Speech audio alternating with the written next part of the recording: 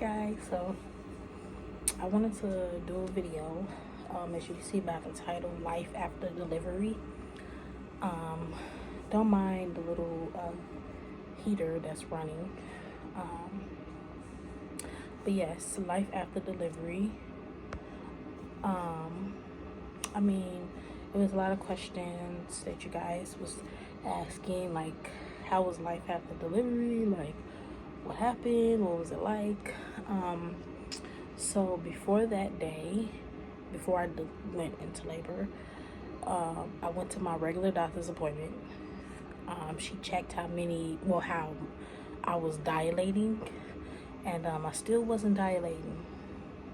But when she had stripped my membrane, if that's the term, if I'm not saying it right, correct me in the comments, my membrane, because Lily heart dropped. So when I went to my regular doctor's appointment, my OB told me that Lily heart dipped.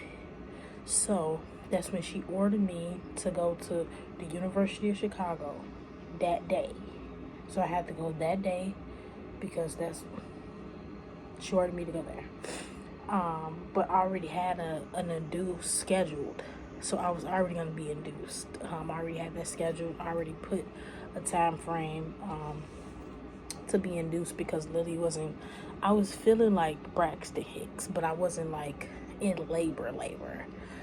So yeah. So when after that, I checked in to the University of Chicago.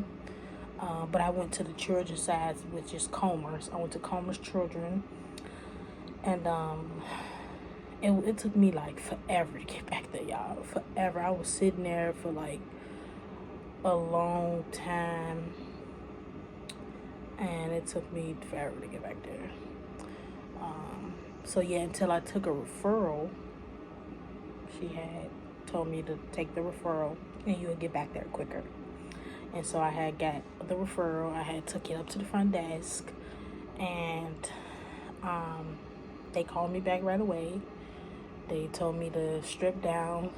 They put the little baby monitor on me so they can hear the baby, breathing and whatever. And she told me that Mrs. Gearing, that's what she referred me as, Mrs. Gearing, we're going to keep you today. We're going to do the inducing today. And I was so scared. I remember being like, we're doing it today, like Lily is really coming. I remember like being like anxious. I'm like, what is she gonna look like? Can I push her out? Like, it was so many things like roaming through my mind. So yeah, I was, and then Lily's dad was there. As you can see in the previous video that I showed, but Lily's dad was there, and I got into the room because they had put me in a room to be induced. And guess what, guys? I know we should have been prepared for anything. We should have kept that stuff in the car. He had to go all the way back to get the hospital bags because Lily couldn't leave the hospital with just her regular clothes on, like it was cold outside. So we didn't want to freeze the baby. So he left me there. I was so scared without him. He left me. I was so scared. I remember when the bags was all the way at his house. And I remember just being so scared. I didn't want him to leave me because, it was doctors that came in. But after he left, they came in and brought the medicine to induce me. Well, he probably was there for that. Well, before he left, they brought in the medicine to induce me. And then that's when the contractions came in. And I felt every inch of that, y'all. I felt every ounce of those damn contractions. I mean, I was like stunned by the pain. I was stunned. And then after that, because he left, like I said, he went to go get the hospital bags. They came in and did the balloon method. I forget what you call it, but it was a balloon method that they insert in you so you can dilate quicker. So I wasn't dilating the way they wanted me to, but when those contractions hit even more, I dilated faster. So like I was already 9 centimeters. She made me push at 9 centimeters, not 10, but 9. So it was kind of like more harder for me because I had to push. But I can say I did take the epidural. I know people don't recommend it. I still sometimes feel the effects when it get cold outside. I feel the effects. I feel like, my body aches sometimes. I can still feel it. So yeah, I did take the epidural, but the epidural did not work, y'all. It did not work.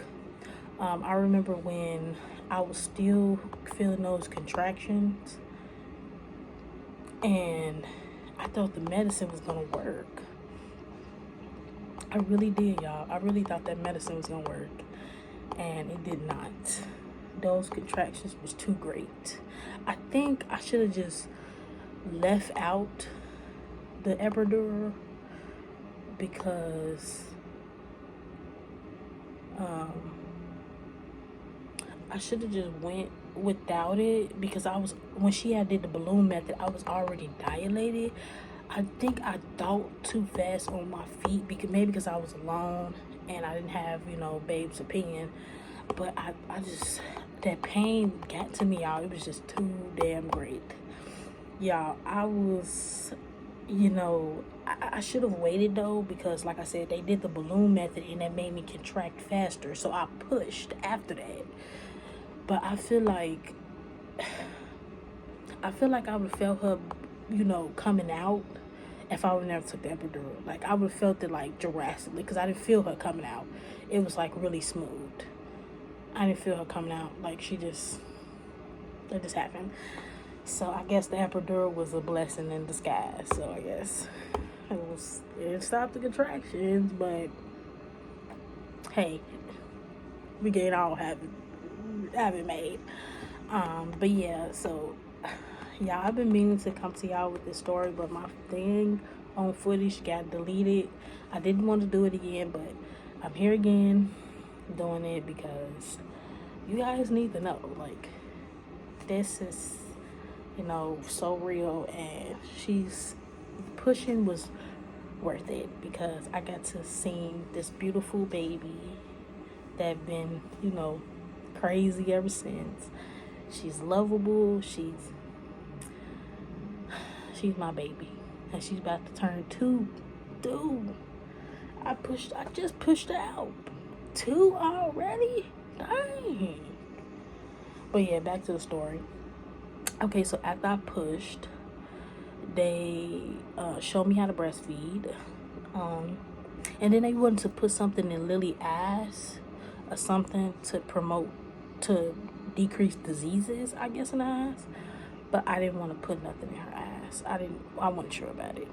So I didn't do that.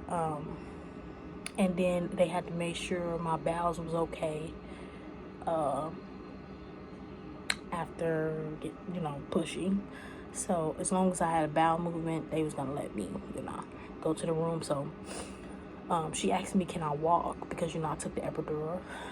So she put me on the wheelchair. And then they was dressing Lily on the little warmer thing. She calmed down when she got to me. So, I made sure that her hat was on and everything. Because, I didn't want my baby to be getting cold. So, yeah, after that, we stayed in the hospital for about 3 days. And then we were discharged.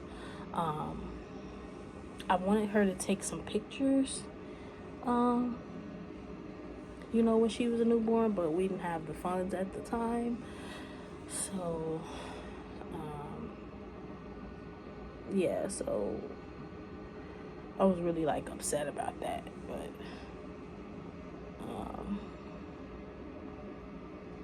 yeah, I should have asked if they had, programs to,